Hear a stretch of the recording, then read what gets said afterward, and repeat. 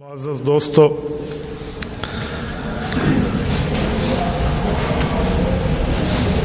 آج کا دن جمعۃ المبارک کا مقدس دن ہے۔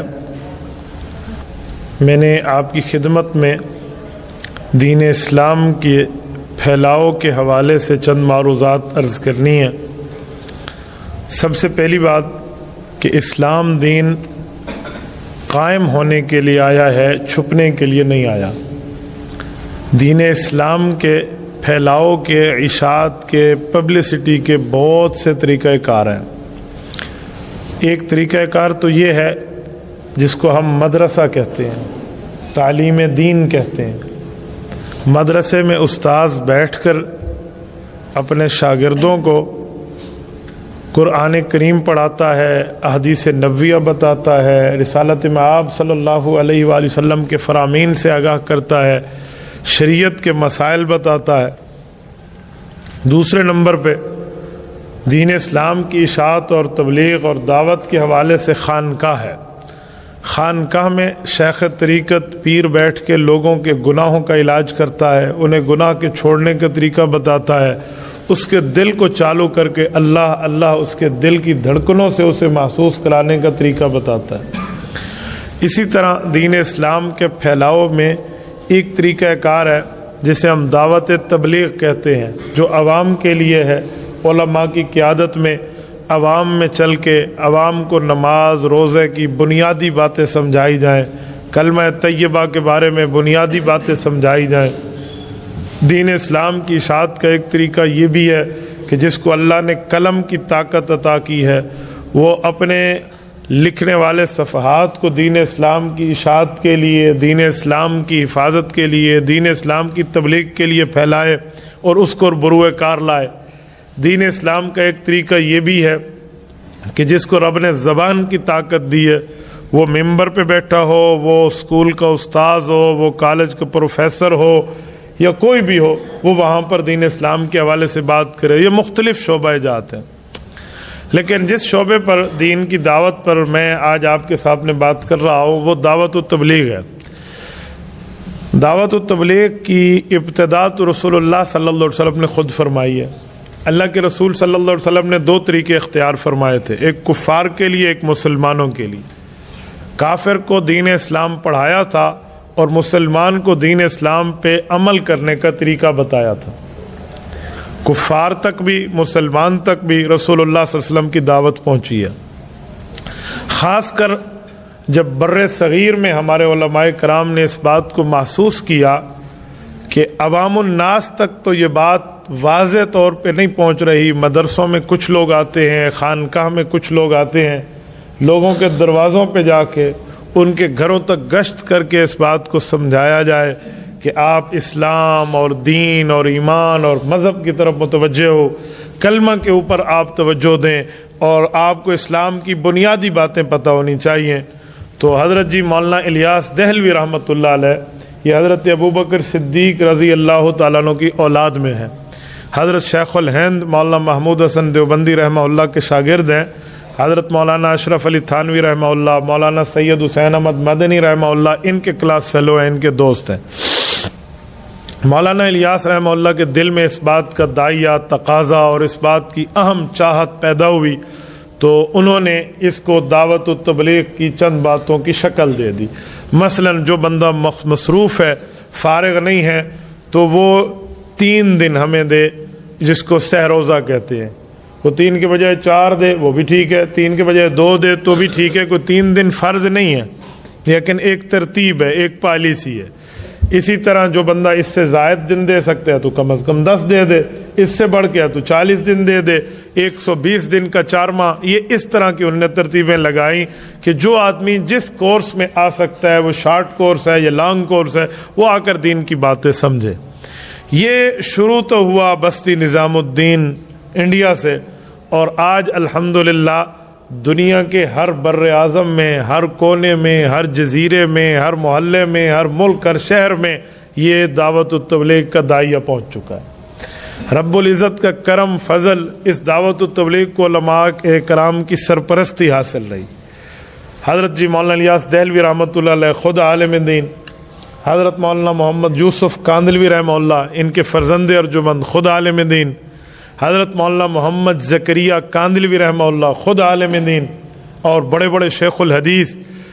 اگر پاکستان کے لیول کی بات کریں تو مولانا مفتی زین العابدین رحمہ اللہ جیسی شخصیت، وہ ان کے سربراہ.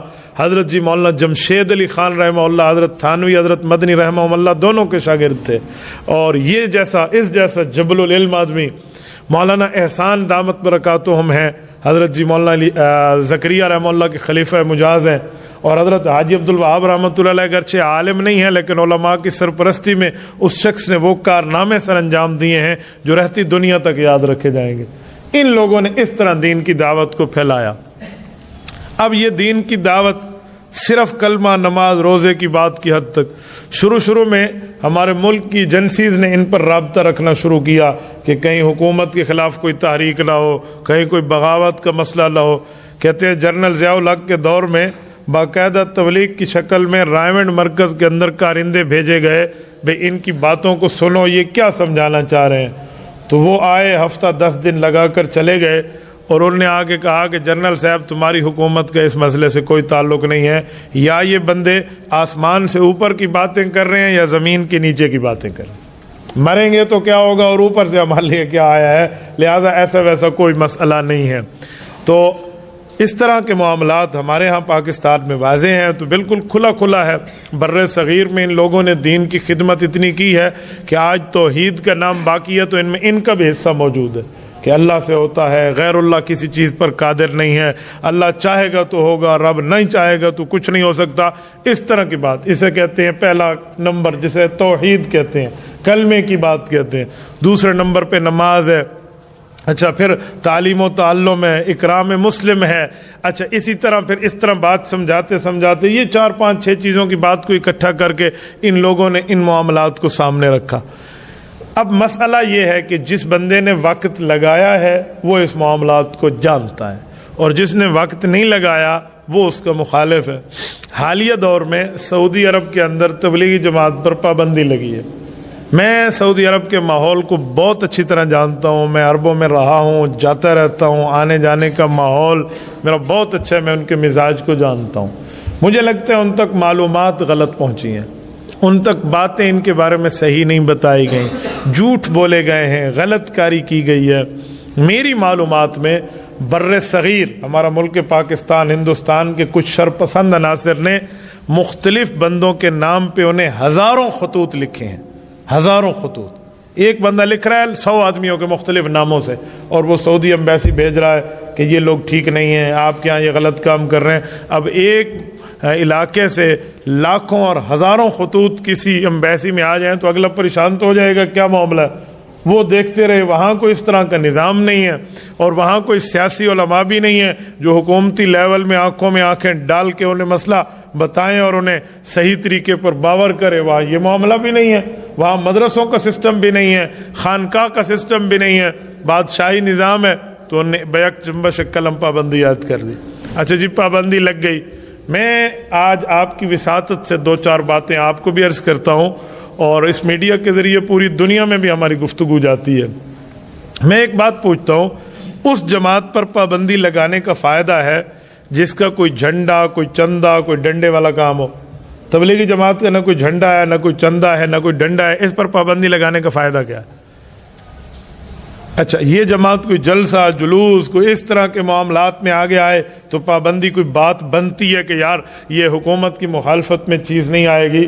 تبلیغی جماعت کا کون سا جلوس ہے، کون سا جلسہ ہے، کون سا روڈ بلاکنگ ہے، کون سا ہڑتال اور اسٹرائک کی ان کی کالیں ہیں؟ تو اس پر پابندی سے کیا فائدہ؟